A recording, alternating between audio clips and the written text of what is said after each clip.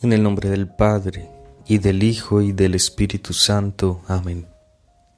Padre nuestro, que estás en el cielo, santificado sea tu nombre. Venga a nosotros tu reino. Hágase tu voluntad, así en la tierra como en el cielo. Danos hoy nuestro pan de cada día. Perdona nuestras ofensas, así como nosotros perdonamos a los que nos ofenden. No nos dejes caer en la tentación y líbranos del mal. Amén. Dios te salve María, llena eres de gracia. El Señor es contigo. Bendita tú eres entre todas las mujeres, y bendito es el fruto de tu vientre, Jesús. Santa María, Madre de Dios, ruega por nosotros pecadores, ahora y en la hora de nuestra muerte. Amén. Luisa, pequeña hija de la divina voluntad, continúa en medio de nosotros, viviendo y difundiendo el reino de la divina voluntad. San Aníbal María de Francia, ruega por nosotros. Seguimos, hermanos, celebrando la Pascua de nuestro Señor Jesucristo, su resurrección, su triunfo sobre la muerte, celebrando que estamos injertados en su alma gloriosa y en su cuerpo glorioso. Ya estamos en el 6º domingo de Pascua, muy cercanos a recibir ese gran don por el cual Dios Padre hizo la creación y Dios Hijo nos redimió, el don de que en nosotros habite el don del Espíritu Santo, de esa tercera persona, la Santísima Trinidad. Quiere que esa tercera persona de la Santísima Trinidad reine en nosotros, viva en nosotros, actúe en nosotros.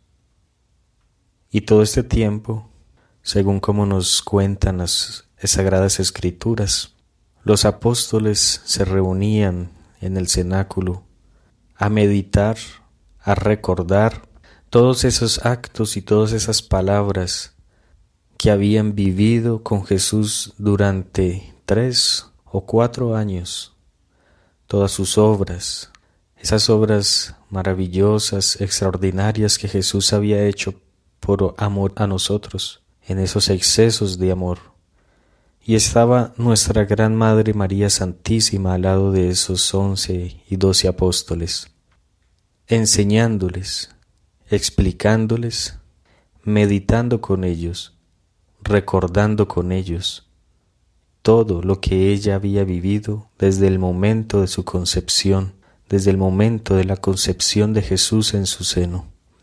Estos 7 domingos en que celebramos la Pascua del Señor realmente en la Iglesia son riquísimos en contenido, por ese gran misterio y por ese mismo misterio de que es donde los apóstoles se reaniman, se revigorizan para comenzar esa obra de Jesús sembrada en ellos, para dar a conocer y hacer fructificar ese depósito que Jesús había hecho en ellos, de toda su vida, de todas sus enseñanzas, de toda su voluntad que había de desarrollarse después de su ascensión a los cielos, en nosotros, en esa pequeña congregación que se fue extendiendo cada vez más y más, como escuchamos todos estos días en los Actos de los Apóstoles, y el número de creyentes iba creciendo hasta ya nuestros días, y toda esa obra la comienza la Iglesia el día de Pentecostés,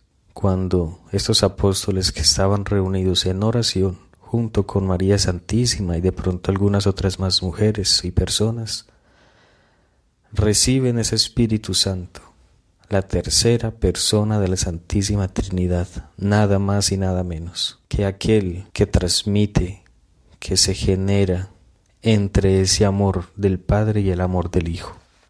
Y todo ese misterio de estos días en que recordamos también a los apóstoles reunidos en el cenáculo después de la Pascua, son momentos de oración en que ellos realmente están viviendo y de profunda oración. Nosotros ya hemos hablado bastante sobre en esas reflexiones, ¿no?, que hemos hecho sobre la esencia de la oración, la necesidad de la oración, lo que es la oración cristiana, lo que realmente los efectos que debe producir en nosotros la oración y lo que realmente es la oración.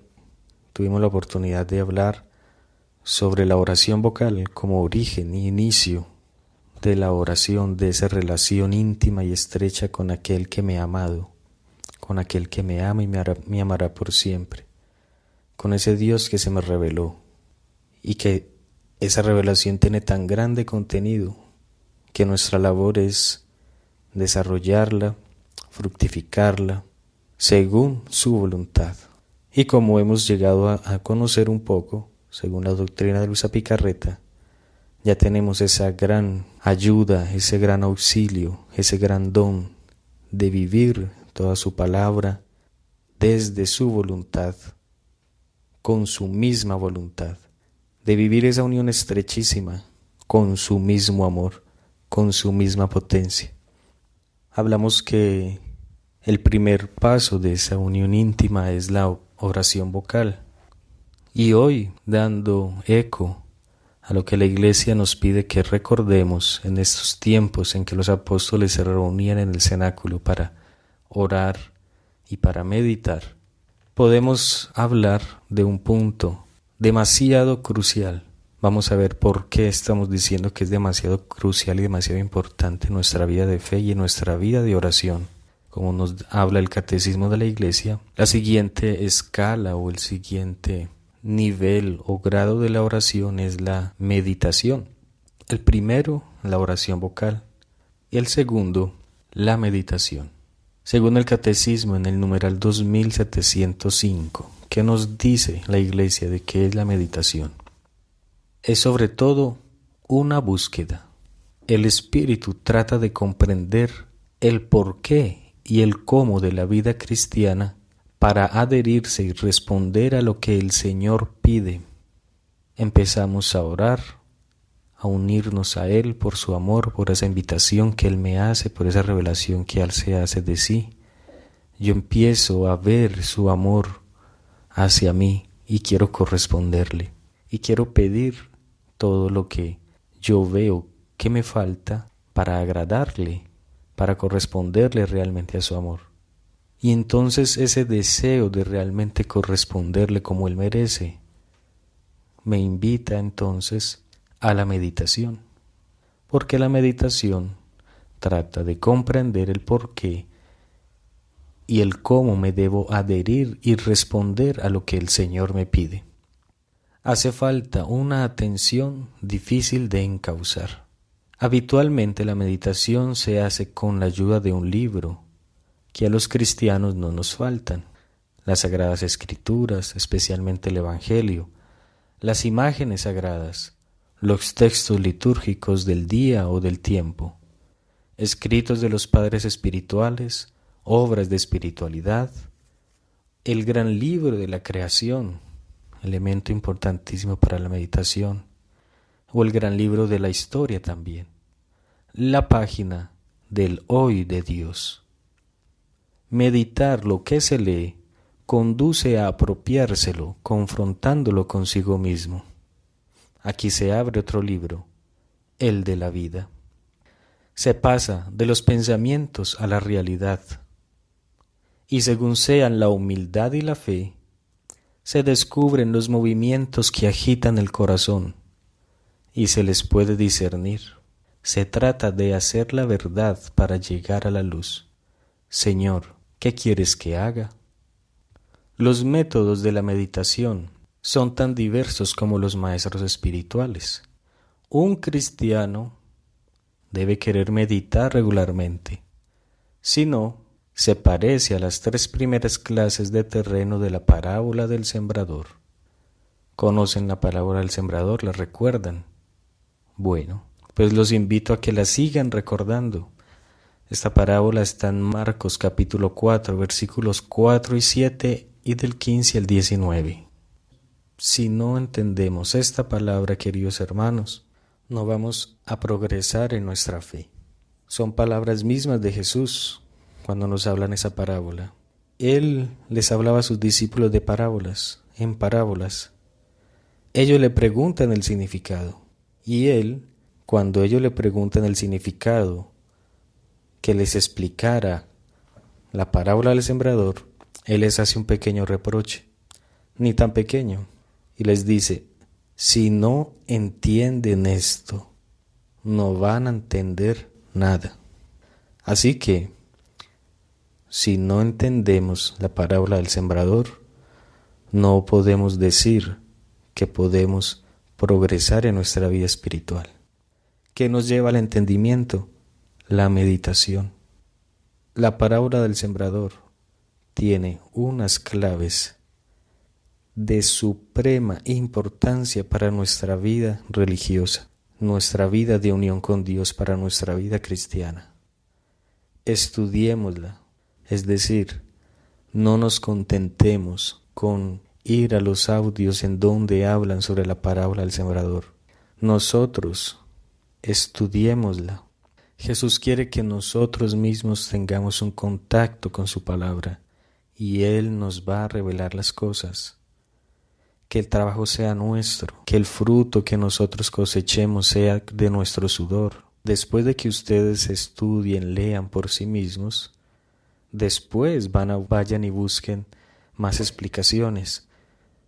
Pero lo que pasa es que muchas veces nos quedamos escuchando lo que dice este, lo que dice aquel, material muy bueno, pero realmente no hacemos el proceso mental que se requiere para que nosotros entendamos, para que la semilla entre en nuestra mente en comprensión. Sigamos adelante. Dice que un método no es más que una guía. Lo importante es avanzar con el Espíritu Santo por el único camino de la oración, Cristo Jesús. En este libro de Rollo Marín encontramos sobre la meditación en este sentido. La meditación es una forma ordinaria de oración mental en la mayor parte de las personas piadosas. Esta puede definirse como la aplicación razonada de la mente a una verdad sobrenatural para convencernos de ella y movernos a amarla y practicarla con ayuda de la gracia. La meditación como oración cristiana tiene dos finalidades, una intelectiva y otra afectiva. La intelectiva tiene por objeto llevar a convicciones firmes y enérgicas que resistan al embate de las influencias contrarias que puedan sobrevenir por parte de los enemigos del alma. Vamos a recordar la parábola del sembrador y ahí encontrarán, tanto en la parábola como en la explicación, cuáles son esos enemigos del alma que resisten para que nosotros tengamos una verdadera unión con esa palabra que es sembrada en nosotros. Dios se nos revela, Dios nos habla de Él, de quién es Él, de cómo nos ama, pero esa palabra que Él me da, esa revelación, entra en mi mente y cómo fructifica en mí esa palabra, esa semilla, en la medida en que mi tierra esté buena, en que mi alma sea tierra buena. ¿Y cómo debo mejorar mi alma, hacer mi alma tierra buena? ¿Cómo debo perfeccionarla, quitando de mí esas influencias contrarias que puedan sobrevenir por parte de los enemigos? Pues sin las convicciones firmes, el alma sucumbiría fácilmente ante tales acometidas de los enemigos del alma. Debemos tener convicción. ¿A qué me lleva la meditación? A una convicción. Esa sería la primera finalidad, para convencerme, para darme una convicción firme. Lo puramente sentimental y sincebilero puede producir un efecto momentáneo de felicidad y de paz. ¿No recuerdan ahí con estas palabras aquellas personas que escuchan? Ay, sí, ve y sí, qué tan bonito. Pero luego se distraen, sintieron muy bonito, hizo un efecto sentimental o sensible, pero este efecto es momentáneo, tanto en la felicidad y la paz, pues no teniendo su apoyo en fundamento en la firme convicción intelectiva, se hundirá sin resistencia al menor soplo de la pasión. No se puede construir una casa sólida sobre la arena movediza del sentimiento. Es preciso el fundamento de piedra e inconmovible de las convicciones, hondamente arraigadas en la inteligencia. Al lograrlas se endereza directamente esta primera finalidad de la meditación. La meditación tiene dos finalidades, una intelectiva y otra afectiva. Pero esta finalidad, la primera, esta intelectiva, no basta. Ni siquiera es la principal en cuanto a oración. Esas firmes convicciones pueden también adquirirse con el simple estudio de la verdad sagrada sin ninguna intención alguna de oración. Por esto es menester añadir la segunda finalidad de la meditación, y la cual es la más importante, que acabará de perfilar el concepto de la meditación cristiana. ¿Cuál es esa segunda característica? En que la meditación nos mueve y nos debe mover a amar. Es menester que la voluntad se lance al amor de la verdad que el entendimiento le presenta elaborada por su discurso. Y ahí la necesidad también de seguir estudiando, ¿no? Y estar atentos a nuestro corazón y a nuestra mente. Muchas veces hemos leído el Evangelio, cuántas veces hemos escuchado las Sagradas Escrituras o las hemos leído, cuántas veces hemos hecho discursos, audios como este, pero realmente no es fruto, sino de una meditación intelectiva, porque no significa simplemente saber, sino realmente vivir. Por eso el fruto de la meditación nos mueve a amar esa verdad revelada. Es menester que la voluntad se lance al amor de la verdad que el entendimiento le presenta, y cuando en nosotros el fruto es el amor, es cuando podemos decir: estoy orando, mi oración es verdadera, porque estoy creciendo en mi amor hacia ti. Estoy creciendo en mi amor, estoy creciendo en las obras que me pide la palabra.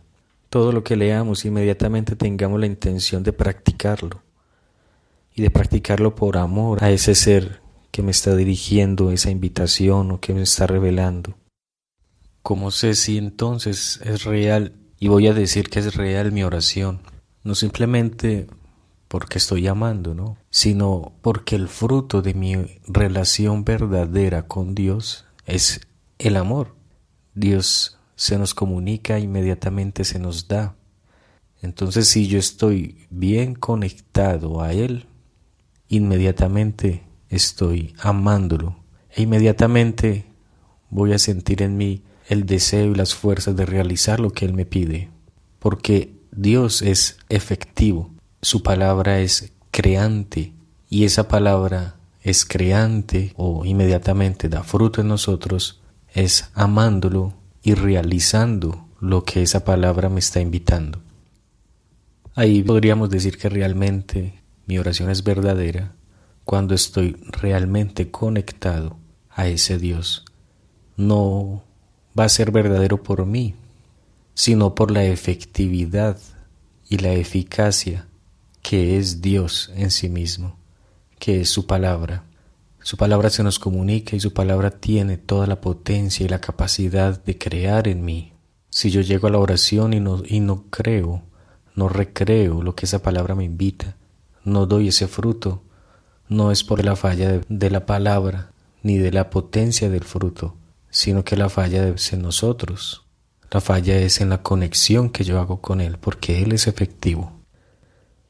Todo esto que hablamos hace un momento entonces de esta definición de la meditación, recuerdo que lo estoy sacando de Antonio Rollo Marín. Y es interesante todo esto porque se une a lo que San Agustín nos decía, que María primero concibió a Jesús en su mente y luego en su vientre. Nos está explicando con esa frase lo que acabamos de decir, ¿no? Que la meditación es esa actividad de nuestra mente, de nuestra inteligencia, para profundizar y asimilar la palabra recibida o a ese ser con el cual me estoy comunicando, e inmediatamente nos mueve a amarla. Y ese amor, esa asimilación en el amor, es lo que hace producir en nosotros el fruto total. María meditaba todas las cosas en su mente y en su corazón, de tal forma que toda su tierra y toda su alma dio el bendito fruto de su vientre, Jesús mismo. María concibe primero en su mente, luego pasa a su seno. Ese trabajo lo hace la meditación. Tenemos mucho material para eso de la meditación, mucho, realmente es demasiado lo que podemos hablar. Tengo unos capítulos de Luisa que hablan sobre la importancia de la meditación y así sobrevolando les voy contando que Luisa, el fruto de sus escritos, surgieron es por esa actividad de la meditación que ella tenía. Los que tienen los escritos de Luisa pueden hacer una búsqueda sobre la palabra meditar o meditación o meditando y encontrarán que todos esos capítulos, la mayoría de los capítulos, comienzan mientras yo estaba meditando mientras hacía la meditación. Ella tenía una actividad cotidiana de oración y de meditación. Era un ejercicio cotidiano y en ese ejercicio de la oración y de la meditación es que Jesús se le comunica y le va revelando nuevos horizontes de lo que ella se entregaba a meditar. Conocen y conocemos lo que es la novena de Navidad de Luisa Picarreta, pues esas novenas son fruto de la meditación. Las horas de la pasión, frutos de la meditación de Luisa Picarreta. La meditación es esa respuesta a esa palabra que me está interrogando, me está invitando, me está incentivando a asimilarla. Y es con la inteligencia, con nuestra mente que la asimilamos para luego hacerla germinar y echar raíces con nuestro amor. Y así podemos dar ese fruto bendito que contiene esa palabra divina. Y de la meditación crece nuestro amor, nuestra unión con Dios. Por lo tanto, está creciendo la fe, la esperanza, la caridad. En la medida en que conozco, en esa medida amo, y en la medida en que medito, en esa medida se hacen raíces nuestro amor para luego dar ese fruto bendito que contiene cada palabra de Dios. Vamos entonces viendo lo que realmente es la meditación, la importancia que tiene y que esta meditación debemos practicarla con ayuda de la gracia.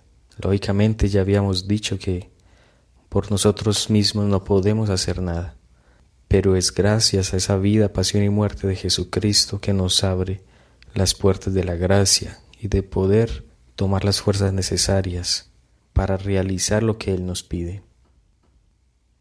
Sigue aquí diciendo este texto sobre la meditación, que toda meditación bien hecha ha de terminar en un propósito y en una plegaria, un propósito enérgico de llevar a la práctica las consecuencias que se desprenden de aquella verdad o misterio que hemos considerado y amado, y una plegaria a Dios pidiéndole su gracia y bendición para poderlo cumplir de hecho, ya que nada absolutamente podemos hacer sin Él. La meditación, que es convenientísima para salvarse, es absolutamente imprescindible para emprender seriamente el camino de la propia santificación. Es convenientísima para salvarse en cuanto a qué. Este libro nos dice: la inmensa mayoría de los que viven habitualmente en pecado es sencillamente porque no reflexionan. Ya lo dijo hace muchos siglos el profeta Jeremías, y sus palabras continúan siendo de palpitante actualidad. Toda la tierra es desolación, por no haber quien recapacite en su corazón. Esto está en Jeremías 12:11. San Alfonso María Ligorio dice que la oración mental es incompatible con el pecado. Con la oración mental bien hecha no podrá permanecer en el alma el pecado. O dejará la oración o dejará el pecado. Rollo Marín nos dice que la meditación es absolutamente imprescindible para el alma que aspire a santificarse.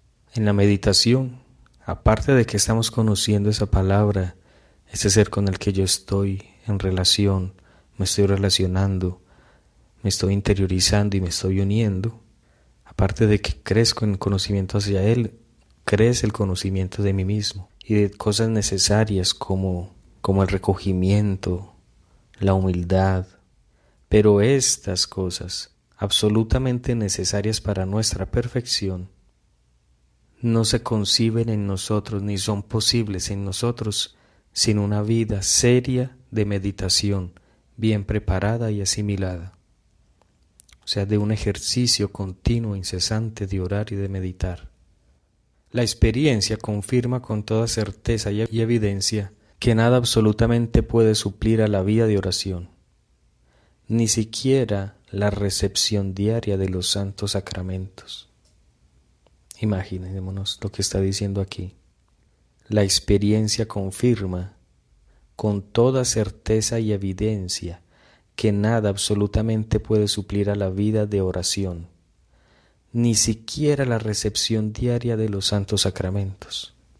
¿Qué nos pide la Iglesia para recibir un sacramento? La conciencia y el conocimiento de lo que vamos a recibir. Y para tener conciencia y conocimiento y voluntad para recibir lo que debemos recibir, debemos de llegar a ellos con la meditación y con la oración.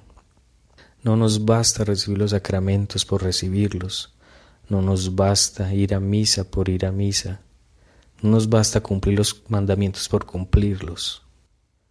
Tenemos que hacer todos esos actos que nos llevan a la santificación con el ejercicio habitual de la oración y de la meditación.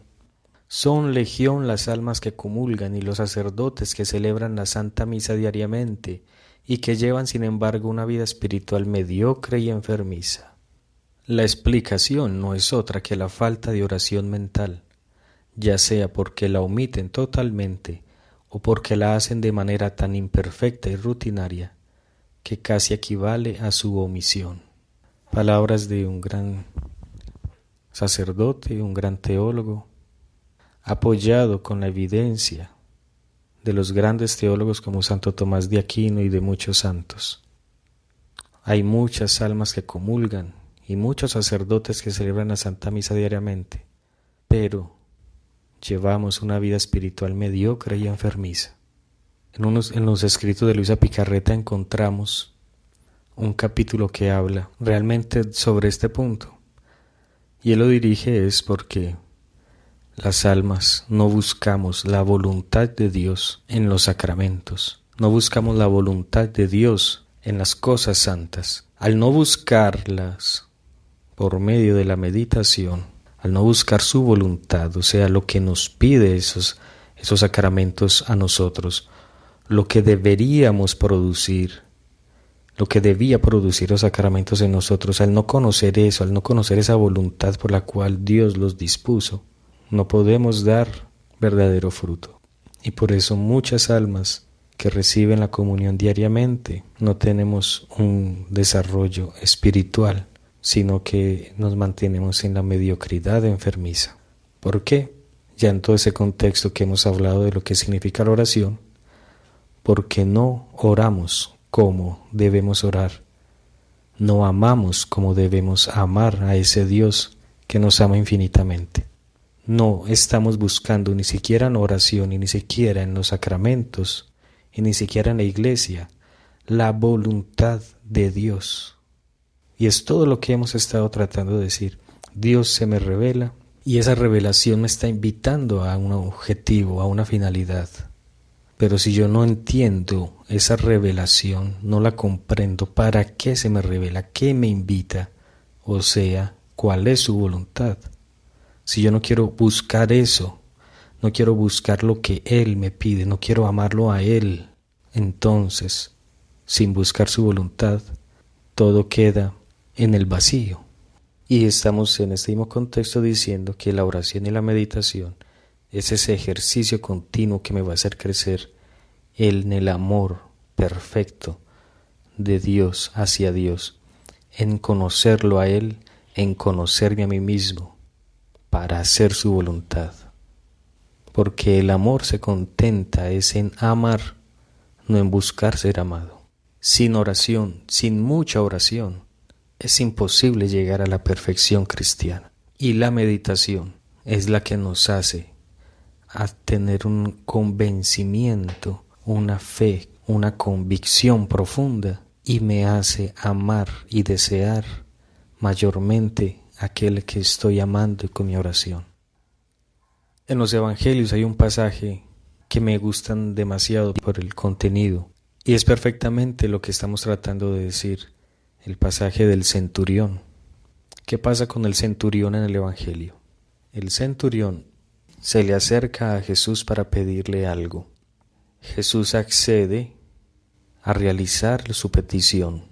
¿Cuál es la respuesta del centurión? Cuando Jesús le invita, vamos, la respuesta del centurión le dice, no es necesario que tú vayas, pues una sola palabra tuya bastará para sanar a mi siervo.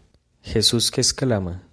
Jesús se derrite ante esa respuesta y ante ese centurión, y dice a todo el pueblo de los judíos y a todos sus apóstoles y a todos los que estaban ahí reunidos, no he encontrado una fe tan grande en Israel.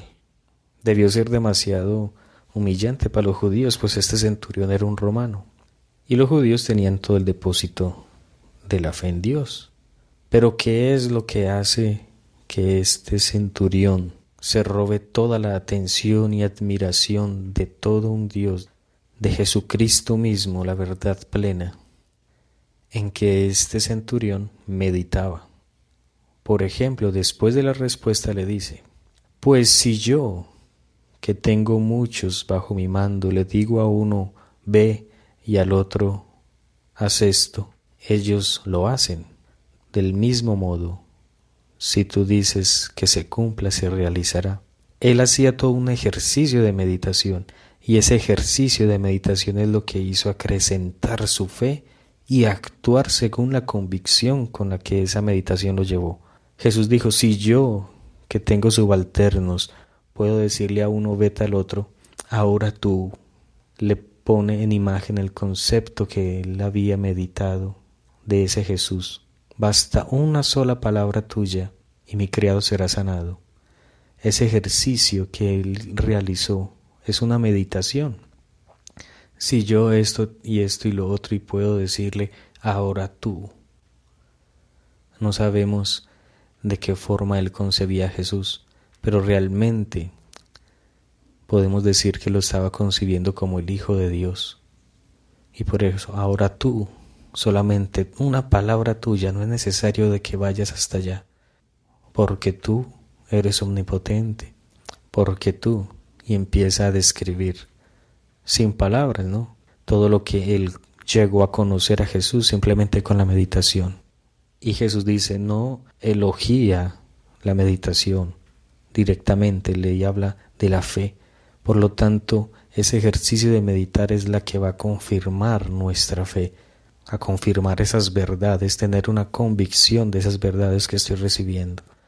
Es increíble, hermanos, de verdad todo esto que desde los evangelios, la Sagrada Escritura, los santos hemos encontrado, todo lo que se podemos sacar con la ayuda de la meditación de ese ejercicio.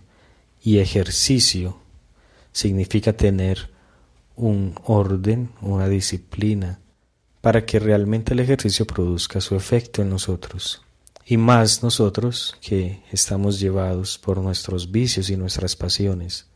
Así que no estamos acostumbrados a ejercitar.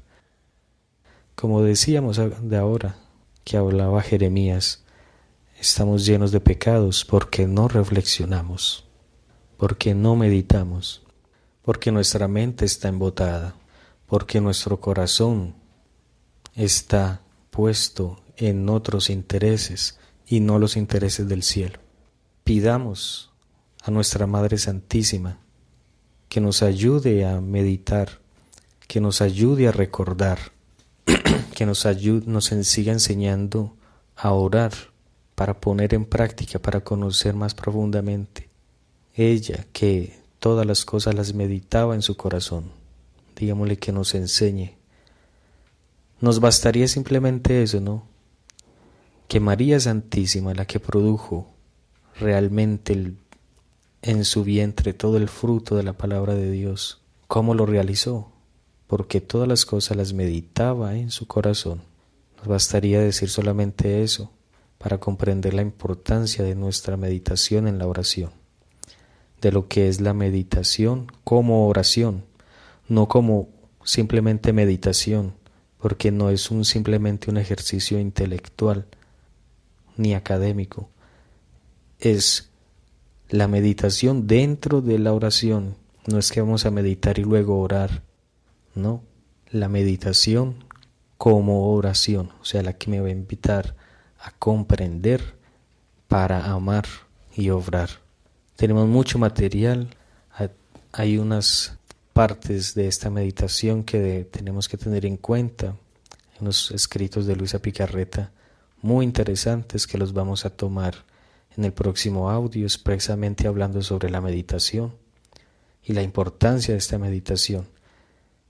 Quedémonos aquí para que pidamos ese don de la meditación, pidamos al Espíritu Santo en estos días de Pascua, porque ya se aviene ese día especial en que el Padre y el Hijo nos envían a su Espíritu Santo. Y todo este recorrido junto con María Santísima, para que ella nos enseñe a orar, a meditar, a recordar todas esas cosas, todos esos actos, esos hechos que realizó Jesús estando en la tierra y que hemos visto que realizan nuestros santos en la iglesia con sus sacramentos, y que lo realice también en nosotros para dar el bendito fruto de lo que esa palabra contiene, para cumplir la voluntad de Dios, porque solamente cumpliendo la voluntad de Dios es que damos fruto perfectamente en nuestra vida, en la vida de la iglesia, en los sacramentos, en todo lo que significa la obra de la santificación. Gloria al Padre, al Hijo y al Espíritu Santo, como era en el principio, ahora y siempre, por los siglos de los siglos, en tu santísima y divinísima voluntad. Ven, divina voluntad, a pensar en nuestras mentes, a reflexionar en nuestra oración. Ven a vivir en nosotros.